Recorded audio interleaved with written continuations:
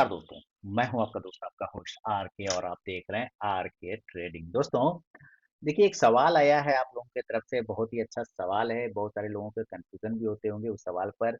मैं जवाब देने की यहाँ पूरी कोशिश करूंगा। वो मेरे 3 स्टार सेक्शन को लेकर है।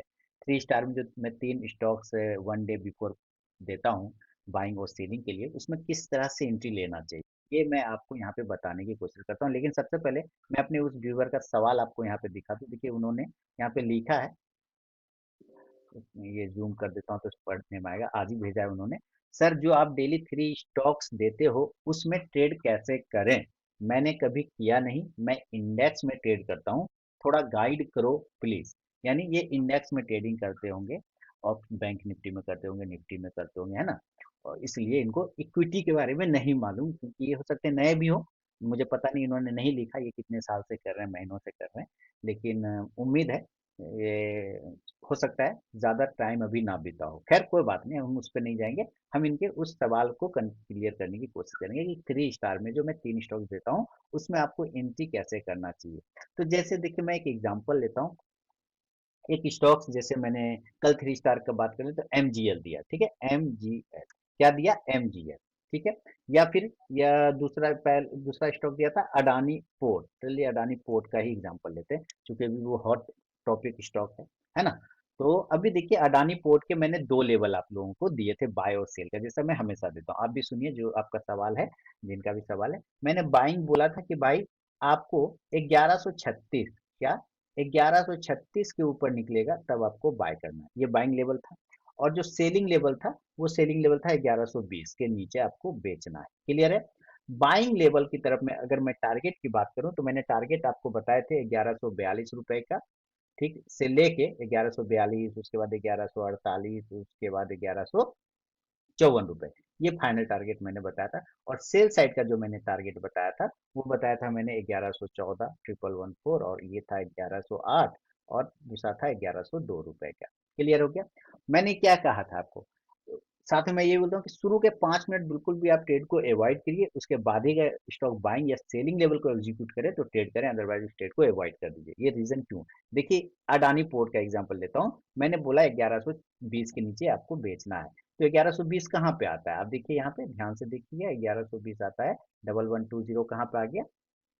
इस जगह पर 1120 यहाँ पर आया, इस जगह पर। अब स्टॉक हमको इसके नीचे बेचना है, और ये खुला कितना पर? ये ओपन हो गया 1102 पर। ये खुला कहाँ पर?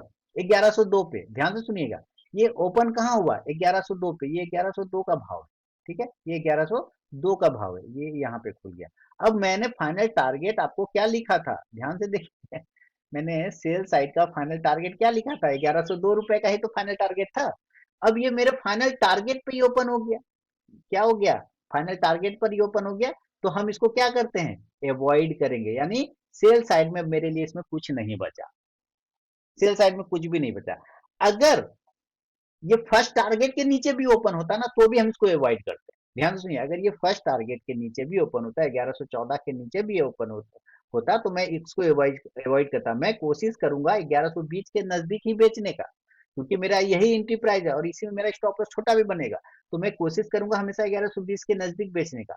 लेकिन ये इसने देखिए ऑल टारगेट डन करके ये ओपन हुआ, 1102 पे ही ओपन हुआ, जो कि मेरा फाइनल टारगेट था। तो इसमें तो सेल साइड के लिए तो मेरा कोई पोजीशन नहीं बचा, सेल साइड के लिए तो मेरे लिए कोई अपॉर्चुनिटी नहीं रहा। क्लियर हो गया ना? तो इसमें हम सेल साइड में एंट्री नो करेंगे, सेल में नहीं जाएंगे। तो अब फिर मैं ये भी कहता हूँ कि अगर शुरू के 5 मिनट में जिधर का टारगेट आ जाए, लेवल आ जाए, उधर अवॉइड करिए, और उसके अपोजिट साइड का वेट करिए। अपोजिट साइड, अब सेल साइड तो खत्म हो गया, तो हम अपोजिट साइड का वेट करेंगे। तो अपोजिट अपोजिट साइड क्या है? बाय वाला है। अपोजिट साइड क्या है? बाय है। तो बाय कितने के ऊपर रखा है? 1136 के ऊपर। हमें 1136 के ऊपर बाइंग करना है, तो हमने अब यहाँ से वेट करना है। अब ये जब 1136 के ऊपर जाएगा तो हम इसमें एंट्री करेंगे, जैसे 1136, 1136, ये आ गया आपका प्राइस 1136। 1136 के ऊपर हमको बाय करना है। जैसे ही इसके ऊपर निकला, बाइंग एंट्री बनी। और इसमें पहला टारगेट क्या है? 1142 का होगा। 1148, तो देखिए निकलते के साथ इसने लगभग सेकेंड टारगेट आपको सेकेंड कैंडल में दे दिया। 1136 यहाँ पे टिगर हुआ, ऑर्डर लगा लिया आपने। सेल साइड तो अब ऑर्डर खत्म, हमें ऑर्डर लगाने ने बाय साइड अब ऑर्डर लगा के रखेंगे। 1136 के ऊपर निकला तो तुरंत से 1147 चला गया। और सेकेंड टारगेट मेरा कितना था? 1148 का। सेकेंड टारगेट कितना था? 1148। मैं वीडियो में क्या बोलता हूँ कि अगर आपके एंट्री लेने के बाद स्टॉक फर्स्ट टारगेट के पास भी पहुंचता है तो जरूर अपना 50 to 70% क्वांटिटी बुक करिए। 50 to 70%, यानी कि अगर आपने 100 शेयर रखे हैं तो कम से कम 50 शेयर या 70 शेयर तो यहाँ पे बुक कर ही लेना चाहिए फर्स्ट टारगेट पर। अगर आपने यहाँ बुक कर लिया तो ऑलरेडी आप प्रॉफिट में। बाकी रेस्ट क्वांटिटी को मैं क्या बोलता हूँ, बाकी का आप स्टॉप लॉस टेल करके चलिए। तो अब बचे 30 क्वांटिटी तो या 30% क्वांटिटी, तो आप उसका स्टॉप लॉस टेल करेंगे धीरे धीरे। अब देखिए फाइनल टारगेट इसमें मेरा था 1154 रुपए का, और स्टॉक अभी भी देखिए हाई पर हाई लगाता हुआ 1177 पहुंच गया। तो जो फर्स्ट टारगेट पे सेकंड टारगेट पे आपने 50 to 70 बुक कर लिया, 30% को होल्ड किया, तो वो जो होल्ड किया है आपने उसका तो आप मजा ले रहे होगे, एंजॉय कर रहे होगे। इसलिए मैं कहता हूँ जैसे ही पहला टारगेट आता है आपको 50 to 70% बुक कर लेना है, बाकी का आपको स्टॉप लॉस टेल करना है। क्लियर समझ में आ गया? तो सेल साइड हम एंट्री नहीं ले सकते थे क्योंकि हमारे वो टारगेट के नीचे ही ओपन हुआ, तो हमारा सेल्स का लेवल खत्म।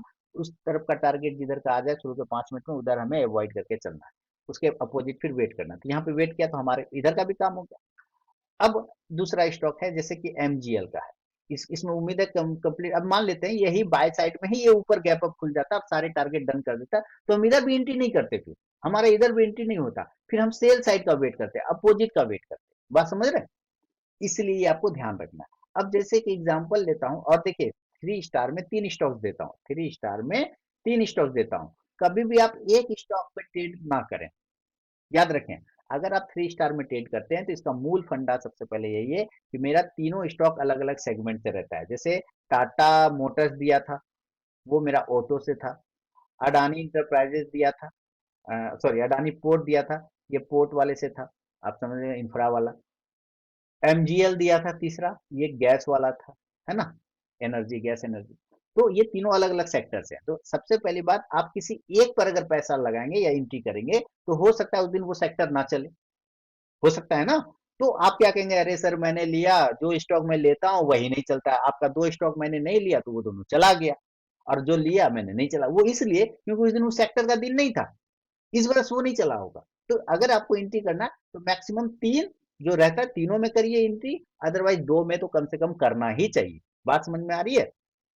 अब देखिए जैसे एमजीएल, एमजीएल का सेकंड स्टॉक क्या था, एमजीएल। अब एमजीएल की बात करें तो 1180 के ऊपर बाइंग था, बाय कितना था, 1180 के ऊपर, और सेल कितना था, 1168, वह 1168, 1168 ये आ गया, ये आ गया ये लाइन, और 1180 के ऊपर बाइंग है, 1180 के ऊपर बाइंग, ये बाइंग है।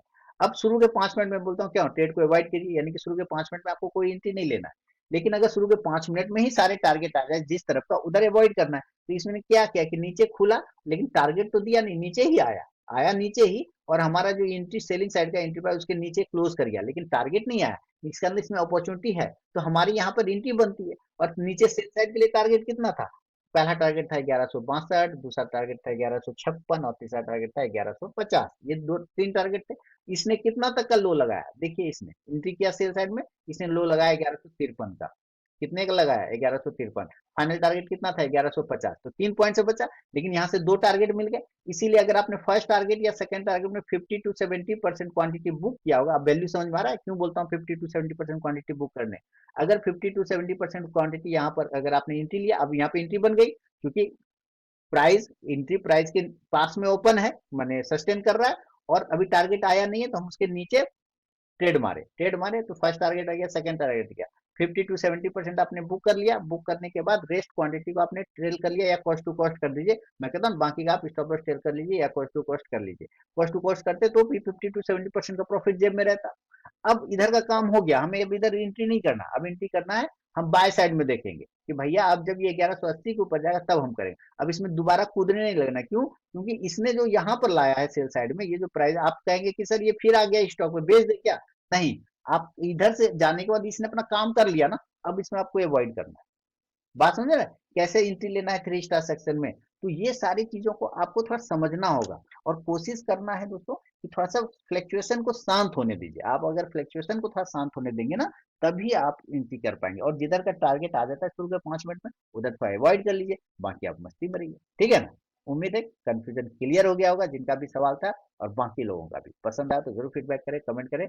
मिलता हूँ नेक्स्ट वीडियो में। बहुत बहुत धन्यवाद।